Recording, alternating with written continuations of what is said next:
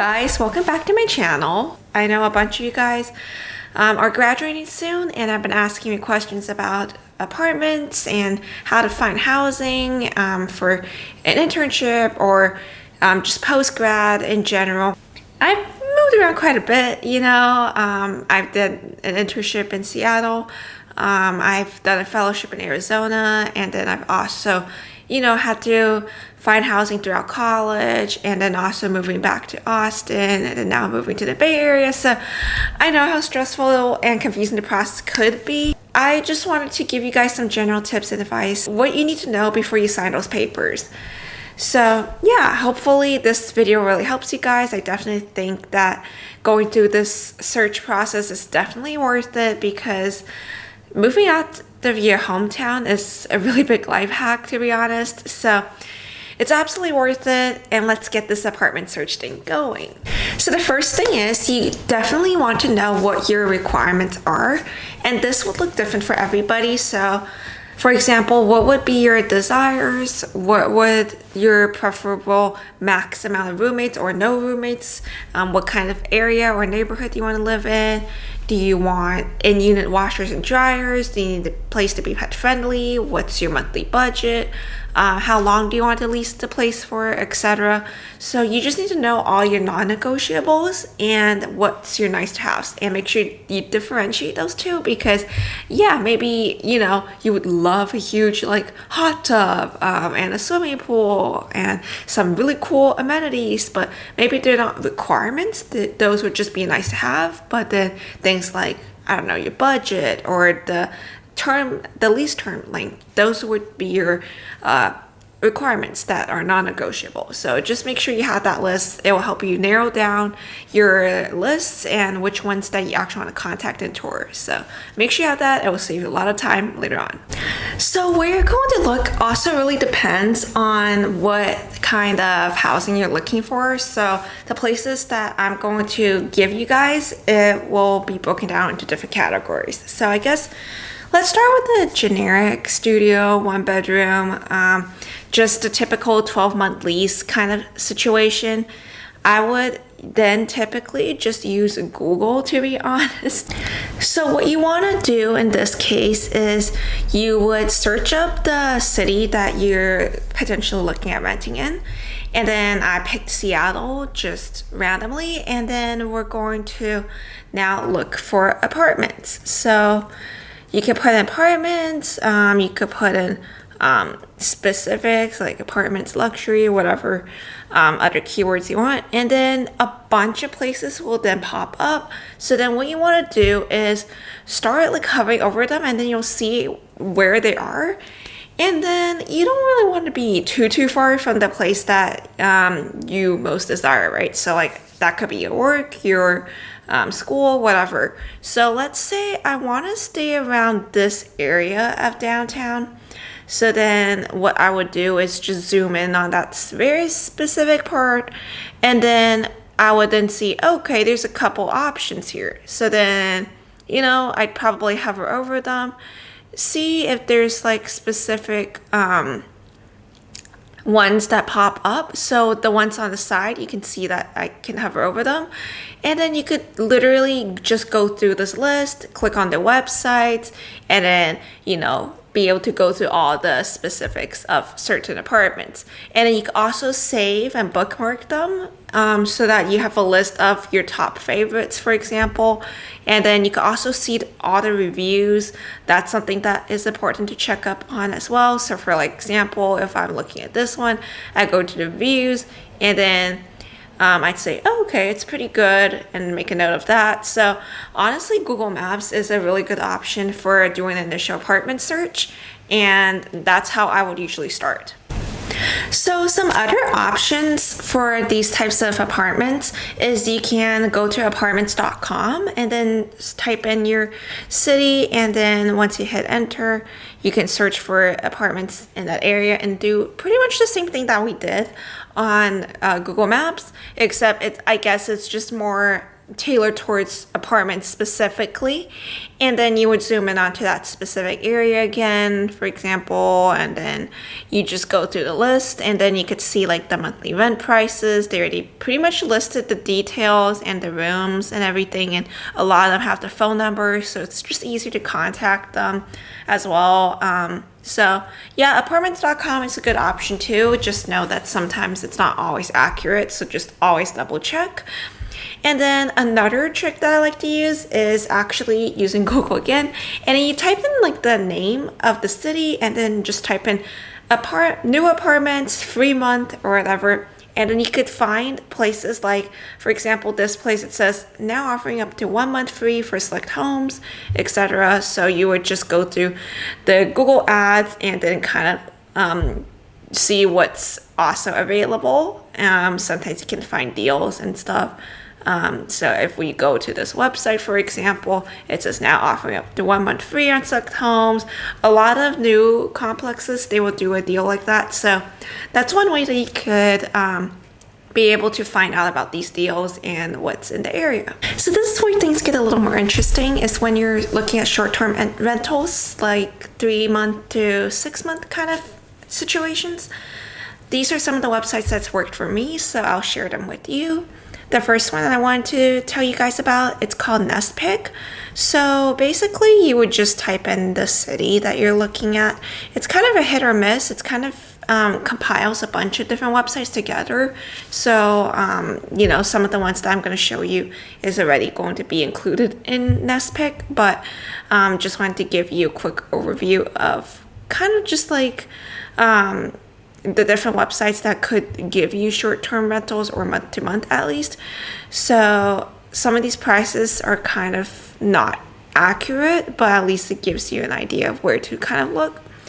And then the second one is called Blueground. So there's only certain cities that Blueground offers their services.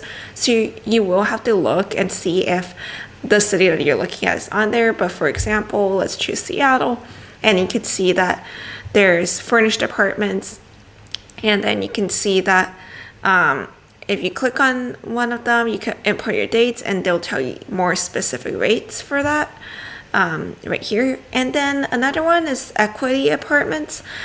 So they kind of do corporate housing, and also I think minimum leases are 2 months for some of them. So you just kind of like go through it and then look on their website. I think if you see, let's see, where does it say it again? Right here, and then lease terms. For this one, minimum 9-month lease. Some of them, they're a little bit less. I think the shorter ones, some of them do offer 2-month leases, so you're just gonna have to check. And then if you're looking for roommates, if you're open to roommates, another good option is actually Facebook groups. So here's one, for example. You just search up your city name and then just use the terms like housing, apartments, sublets, roommates, and then a bunch of these groups will pop up. So you just join them and you can see a bunch of people posting in here, and then you can message them. Just make sure you don't get scammed. Don't send money to anyone before verifying, and also maybe check with the apartment manager to see what you're doing is okay and everything. Read all the paperwork before you sign it, etc. So yeah, because there's a lot of scammers in these Facebook groups as well, so you do have to make sure that the people that you're dealing with are legitimate. And then let me show you one more thing. It's called Bungalow, and then this is an interesting concept. So they kind of give you a house, and then there's already people living in there, so each person gets a room, and then you kind of meet your roommates that way.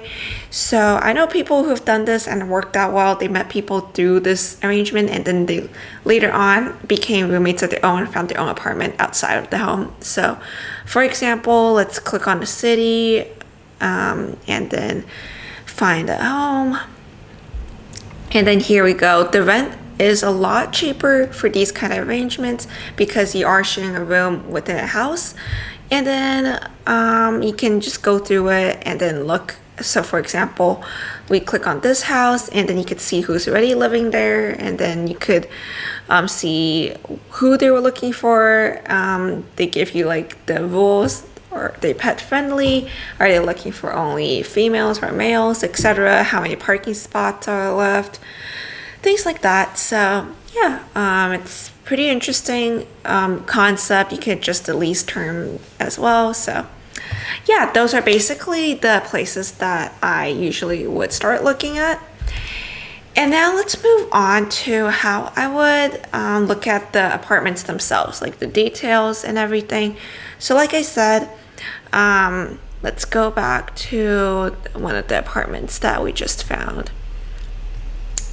For example, let's just choose this one and say we're going to be looking at this apartment specifically. So what we want to do is we want to click on the floor plan of the room that we potentially may be looking at. So for example, let's click on studio, and then you can see that here's all their floor plans, making sure that, you know, all the requirements you have are in there. Like, does it have its own kitchen?